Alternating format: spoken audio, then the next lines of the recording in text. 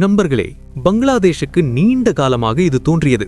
India எப்போதும் சமரசம் செய்து கொள்ளும் என்று, இந்தியா எந்த சூழ்நிலையிலும் நட்பை தக்க வைத்துக் கொள்ளும் என்று, இந்தியா ஒருபோதும் கடுமையான நடவடிக்கைகளை எடுக்காது என்று.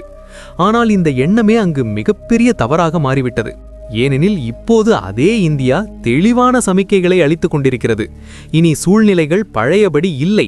இனி ஒவ்வொரு முடிவுக்கும் பதில் இருக்கும், ஒவ்வொரு அடிக்கும் உத்தி இருக்கும். இப்போது சுமார் 3 தசாப்தங்களுக்கு முன்பு பேச்சு.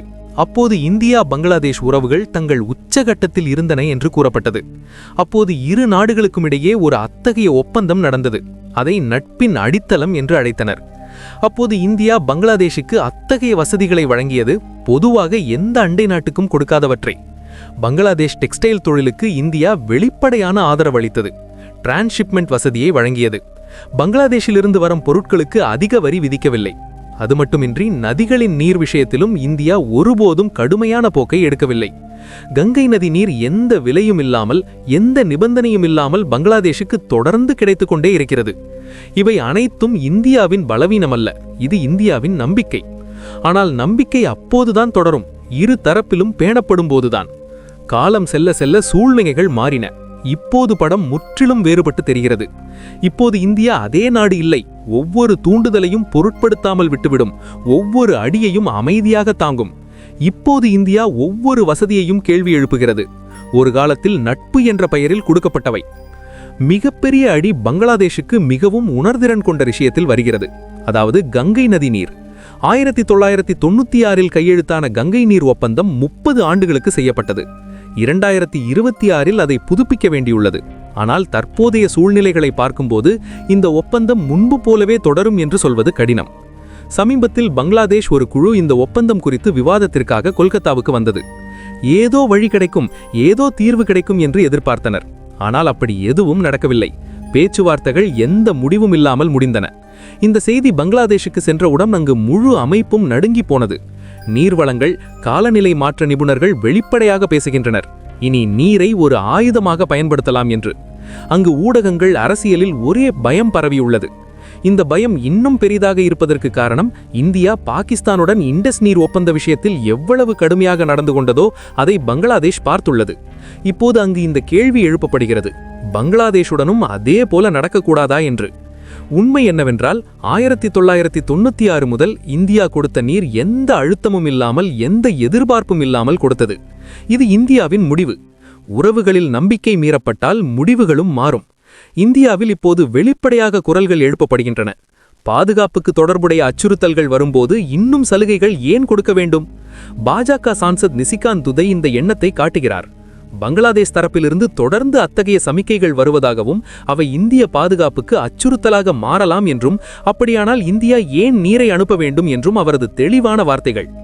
கடந்த சில வாரங்களில் பங்களாதேஷில் நடந்த இந்திய எதிர்ப்பு ஆர்ப்பாட்டங்கள், அங்கு சிறுபான்மையினர் மீதான துன்புறுத்தல்கள், இவை அனைத்தும் நாடு முழுவதும் உள்ளே குலைத்து விட்டன.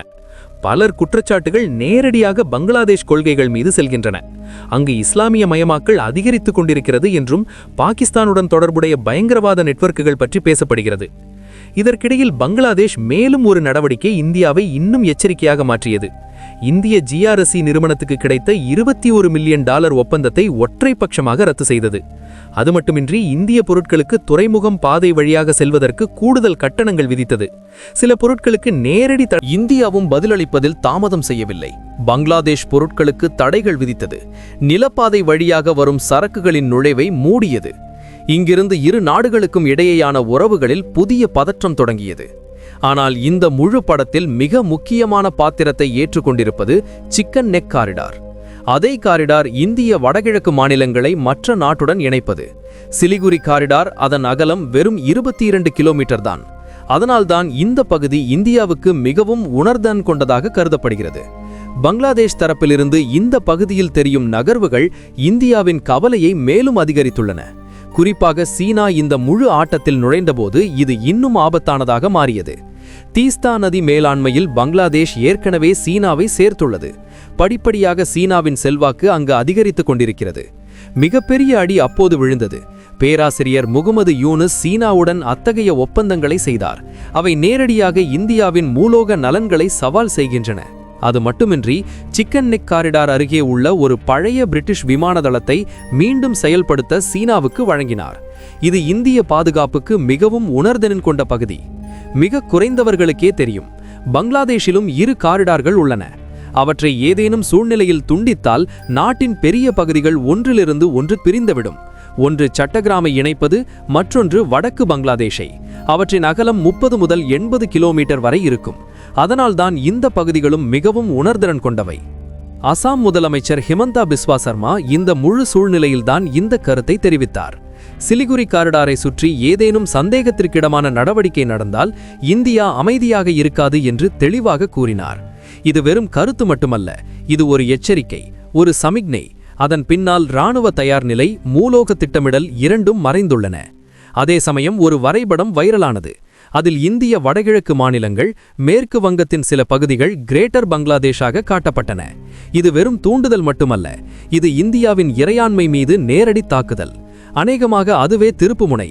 இனி இந்தியா அமைதியாக இருக்காது, இனி தெளிவான பதிலை அளிக்க முடிவு செய்தது. இப்போது சூழ்நிலை இப்படி உள்ளது.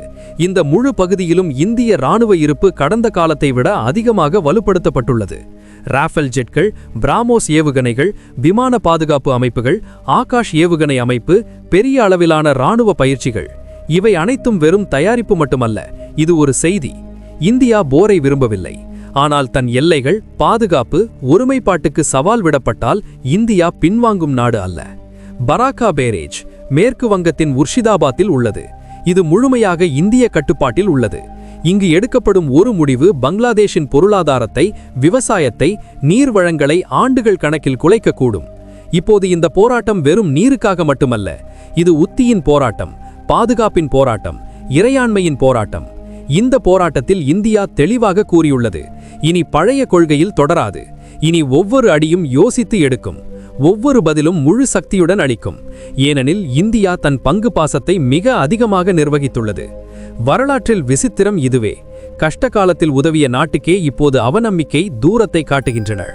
பழைய பலிகள் ஒத்துழைப்பை மறந்து புதிய அரசியல் முன்னுரிமைகளை தீர்மானிக்கின்றனர். இது முழு பிராந்திய ஸ்திரத்தன்மை மீதும் கேள்விகளை எழுப்புகிறது. பங்களாதேஷ் இதையும் மறந்துவிட்டது. பாகிஸ்தான் கொடுமைகள் பங்களாதேஷில் அதிகரித்த போது அப்போது உதவியது இந்தியாதான். பங்களாதேஷை சுதந்திரமாக்கியது இந்தியாதான். இப்போது அதே பங்களாதேஷ் பாகிஸ்தானுடன் நெருக்கத்தை அதிகரித்துக் கொண்டிருக்கிறது. இப்போது மீதமுள்ள கேள்வி ஒன்றுதான், பங்களாதேஷ் இந்த அழுத்தத்தை புரிந்து கொண்டு பின்வாங்குமா?